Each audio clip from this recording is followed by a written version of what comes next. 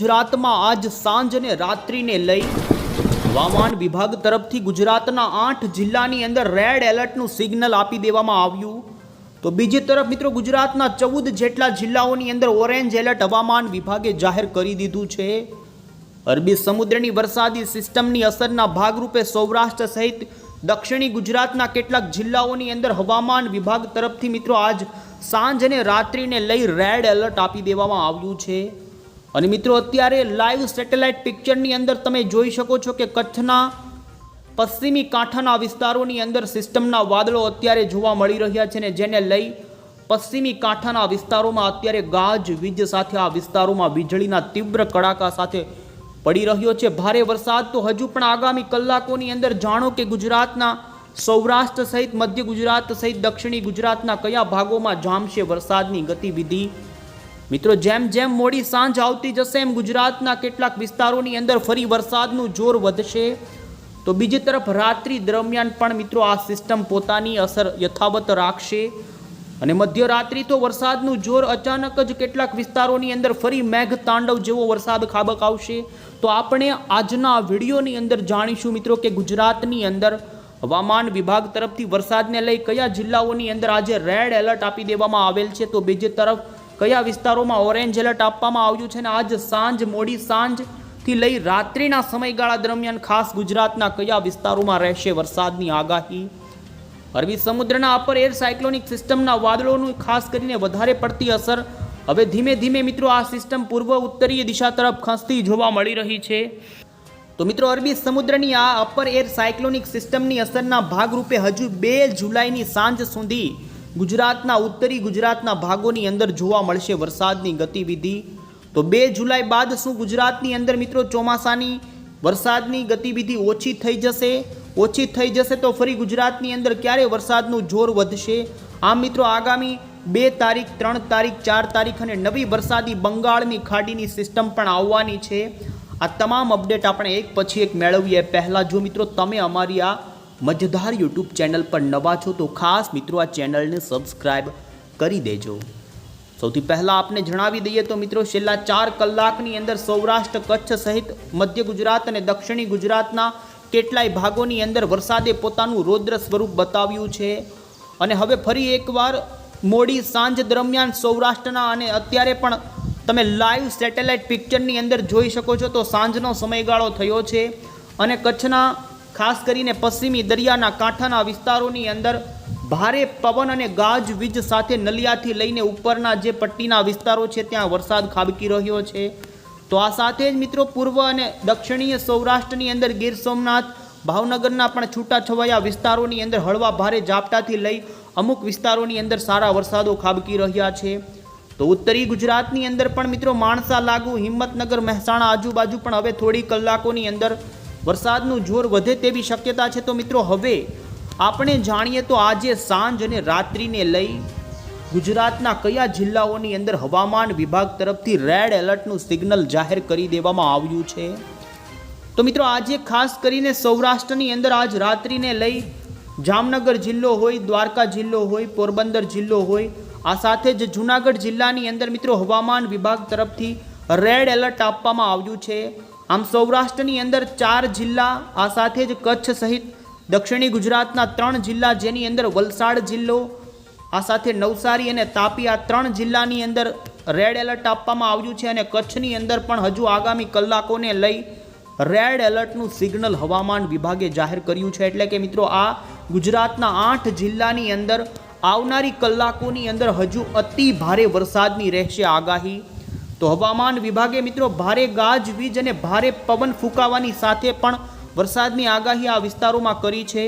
તો હવે એ જાણીએ મિત્રો તો ગુજરાતના બીજા અન્ય કયા વિસ્તારોની અંદર ઓરેન્જ એલર્ટની આગાહી એટલે કે ઓરેન્જ એલર્ટનું સિગ્નલ આપી દેવામાં આવ્યું છે.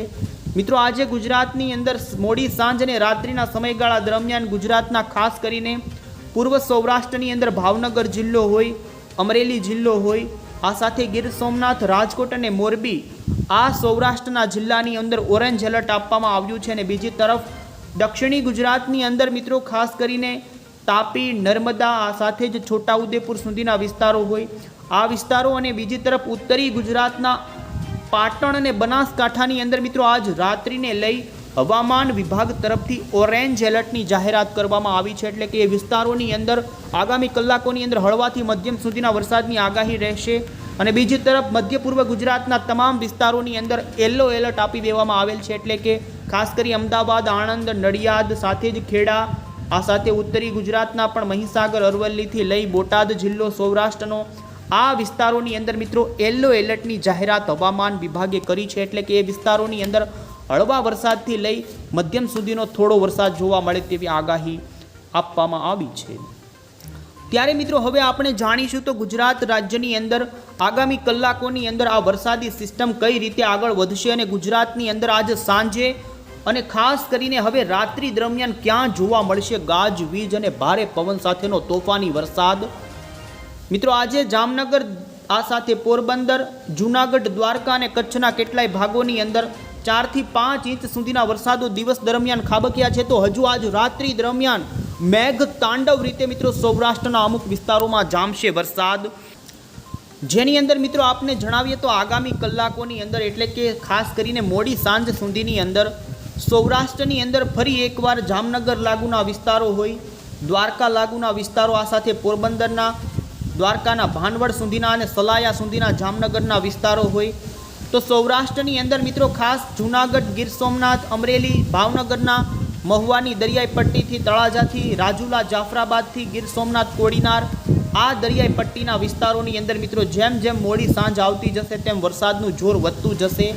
જેમાં દરિયાઈ પટ્ટીના વિસ્તારો સૌરાષ્ટ્રના છે કે જ્યાં મિત્રો 40થી લઈને 50 કિલોમીટર પ્રતિ કલાકની ઝડપે પવનની સાથે હળવા ભારે વરસાદી ઝાપટાથી લઈ અમુક વિસ્તારોની અંદર હળવાથી મધ્યમ સુધીનો વરસાદ ખાબકી શકે। જેમાં મિત્રો ખાસ કરીને પશ્ચિમી સૌરાષ્ટ્રના વિસ્તારોની અંદર તો હજુ આગામી કલાકોની અંદર રેડ એલર્ટને લઈ અતિ ભારે વરસાદ પણ ખાબકી શકે છે। તો બીજી તરફ કચ્છની અંદર મિત્રો આગામી કલાકોની અંદર ખાસ કરીને દક્ષિણી અને પશ્ચિમી કચ્છના વિસ્તારો કે જ્યાં હજુ આગામી કલાકોમાં અતિ ભારે વરસાદની રહી શકે આગાહી। મિત્રો અરબી સમુદ્રની વરસાદી સિસ્ટમ અત્યારે થોડી ઉત્તરીય પશ્ચિમની દિશા તરફ ખસતી જોવા મળી રહી છે। એટલે કે આ સિસ્ટમ આગામી કલાકોની અંદર ખાસ કરીને આ રીતે આગળ વધે તેવું અત્યારે જોવા મળી રહ્યું છે। અને જેનો ભેજવાળો અત્યારે જે મજબૂત છેડો છે તે તમે અહીં જોઈ શકો છો, કચ્છના ભાગોની અંદર વધારે સક્રિય બનતો જોવા મળી રહ્યો છે અને પાકિસ્તાન ઉપર પણ આ સિસ્ટમની અસર આગામી કલાકોની અંદર જોવા મળી શકે।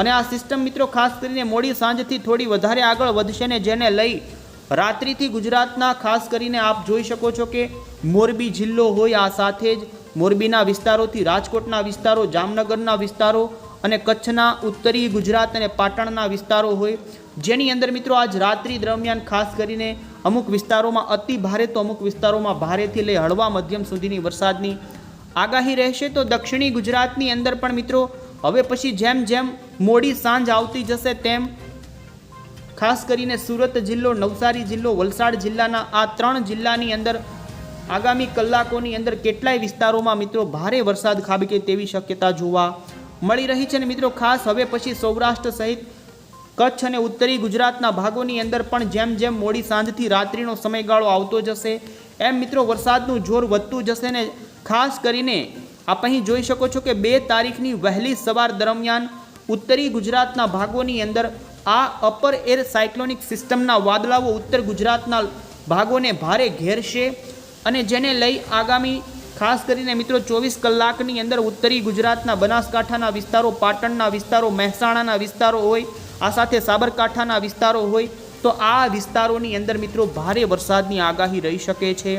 અને મિત્રો 2 તારીખે પણ ગુજરાતની અંદર આ સિસ્ટમની અસર સૌરાષ્ટ્ર, કચ્છ અને દક્ષિણી ગુજરાતના વિસ્તારોની અંદર મિત્રો ઓછી થઈ જશે, પરંતુ બપોર સુધીની અંદર આપ અહીં જોઈ શકો છો કે ઉત્તરી ગુજરાતના ભાગોની અંદર આ સિસ્ટમના વાદળાઓ રહેશે ને જેને લઈ ઉત્તરી ગુજરાતના લગભગ તમામ વિસ્તારોની અંદર આ સિસ્ટમ હળવાથી લઈ ભારે સુધીનો વરસાદ આપતી જાય તેવું અત્યારે અનુમાન જોવા મળી રહ્યું છે। જે કોઈ મિત્રો એ વરસાદની પેટર્નનો આધાર આ સિસ્ટમ કઈ રીતે આગળ વધે છે ને કેટલી નબળી પડી જાય છે તેમના પર રહેશે।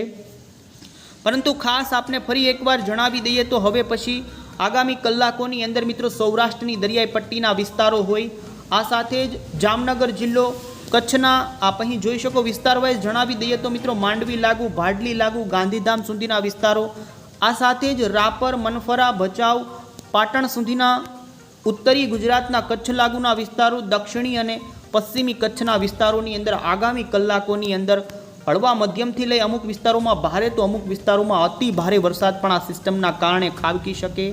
તો બીજી તરફ આપ અહીં જોઈ શકો છો કે રાત્રિના સમયગાળા દરમિયાન દક્ષિણી ગુજરાત અને પૂર્વ દક્ષિણીય સૌરાષ્ટ્રના વિસ્તારોની અંદર જે ખાસ અરબી સમુદ્રની અંદર મિત્રો મોટી હલચલ થશે, જેને લઈને મિત્રો આ ખાસ જોઈ શકો છો દક્ષિણી, જેમાં ગીર સોમનાથની દરિયાઈ પટ્ટીથી લઈ ભાવનગરની દરિયાઈ પટ્ટીના વિસ્તારો અને ખાસ વલસાડથી લઈને મિત્રો ભરૂચ સુધીના દરિયાઈ પટ્ટીના ગુજરાતના વિસ્તારો જે છે કે જ્યાં વરસાદની સારી શક્યતા જોવા મળી રહી છે. તો આ સાથે મિત્રો મધ્ય પૂર્વ ગુજરાતના જિલ્લાઓની વાત કરવામાં આવે તો હવે મોડી સાંજ અને રાત્રિના સમયગાળા દરમિયાન મધ્ય પૂર્વ ગુજરાતના વિસ્તારો, જેમાં મધ્યપ્રદેશ સરહદી બોર્ડરના જે જિલ્લાઓ છે, જેમાં દાહોદ, છોટાઉદેપુર, આ સાથે પંચમહાલ, નર્મદા, રાજપીપળાના વિસ્તારો હોય, અને જેમ જેમ મિત્રો 2 તારીખની વહેલી સવાર આવતી જશે તેમ ઉત્તરીય ગુજરાતના મધ્ય ગુજરાત લાગુના વિસ્તારોની અંદર પણ વરસાદ હળવો જોવા મળે તેવી શક્યતા રહી શકે છે.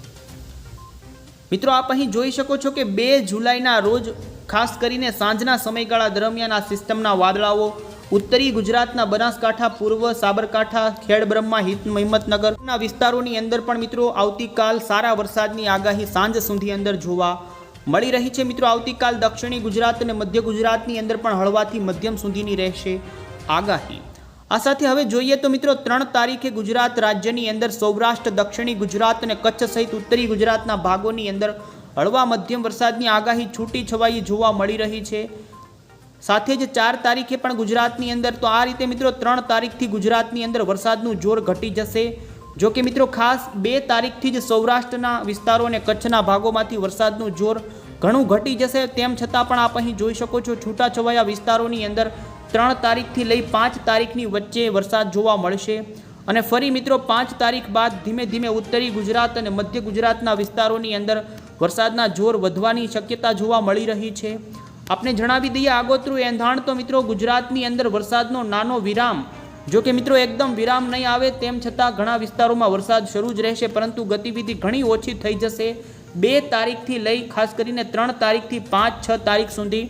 ત્યારબાદ મિત્રો 7 અને 8 તારીખે બંગાળની ખાડીની અંદર એક મોટી વરસાદી સિસ્ટમ આકાર પામતી હોય એવું અત્યારે અનુમાન જોવા મળી રહ્યું છે, અને બંગાળની ખાડીમાંથી 7 અને 8 જુલાઈ બાદ પૂર્વની આપ અહીં જોઈ શકો પૂર્વની આ દિશા તરફથી મધ્ય ભારતને પાર કરી અને પશ્ચિમની દિશા તરફ આ વરસાદી સિસ્ટમ અત્યારે આવે તેવું અત્યારે અનુમાન જોવા મળી રહ્યું છે, અને જેને લઈ આપ અહીં જોઈ શકો છો મધ્ય ભારતના ભાગોની અંદર 8 જુલાઈના રોજ આ સિસ્ટમ આવી જશે, અને 9 તારીખથી આ ગુજરાતની અંદર મધ્ય પૂર્વ ગુજરાત અને દક્ષિણી ગુજરાતની અંદર એમની અસર વર્તાવા લાગશે. અને મિત્રો 10 થી 9 અને 11, 12 તારીખે ગુજરાતના ઘણા વિસ્તારોની અંદર ફરી એક સાર્વત્રિક વરસાદનો રાઉન્ડ આવે તેવી શક્યતા જોવા મળી રહી છે. જો કે આ સિસ્ટમનો ટ્રેક કઈ રીતે ચાલશે અને કયા ભાગોમાં વધારે ભારે વરસાદ જોવા મળશે એમનું અનુમાન મિત્રો હજુ આગળ આપણે નક્કી કરશું. અત્યારથી ઘણું કહેવું મુશ્કેલ કહી શકાય. મિત્રો તમે અમારી આ ચેનલ સાથે જોડાયેલા રહેજો, અમે પળે પળની માહિતી પહોંચાડતા રહીશું. જુલાઈ મહિનાની અંદર ગુજરાતની અંદર સારા વરસાદની આગાહી સેવાઈ રહી છે. મિત્રો 7-8 તારીખ આજુબાજુ બંગાળની ખાડીમાં સિસ્ટમ બનશે, જે સિસ્ટમ ગુજરાત ઉપર આવે તેવી સંભાવના. ત્યારબાદ મિત્રો 15 જુલાઈ આજુબાજુ પણ ફરી એકવાર બંગાળની ખાડીની અંદર નવી એક વરસાદી સિસ્ટમ બનશે, પરંતુ એ સિસ્ટમ ગુજરાત ઉપર આવશે કે નહીં એ કહેવું અત્યારે મુશ્કેલ જણાશે. બીજી તરફ 21 અને 22 તારીખ આજુબાજુ પણ ફરી એકવાર આ મહિનાની અંદર આ રીતે મિત્રો જુલાઈ મહિનામાં બંગાળની ખાડીમાં 3 મોટી વરસાદી સિસ્ટમો બને, જેમાંથી કઈ સિસ્ટમ મધ્ય ભારતને પાર કરી અને ગુજરાત ઉપર આવે એ જોવાનું રહેશે. કારણ કે ગુજરાતની અંદર ગુજરાતના તમામ વિસ્તારોની અંદર સાર્વત્રિક વરસાદ માટે બંગાળની ખાડીની સિસ્ટમો ઉપર આધાર રાખવો પડતો હોય છે. તો ક્યારે હવે પછી મિત્રો નવો રાઉન્ડ આવશે, આ સાથે જ આવતીકાલ 2 તારીખે કેવી રહેશે અપડેટ, આ તમામ આપણે એક પછી એક મેળવીશું. તમે અમારી આ ચેનલ સાથે જોડાયેલા રહેજો, અમે પળે પળની માહિતી પહોંચાડ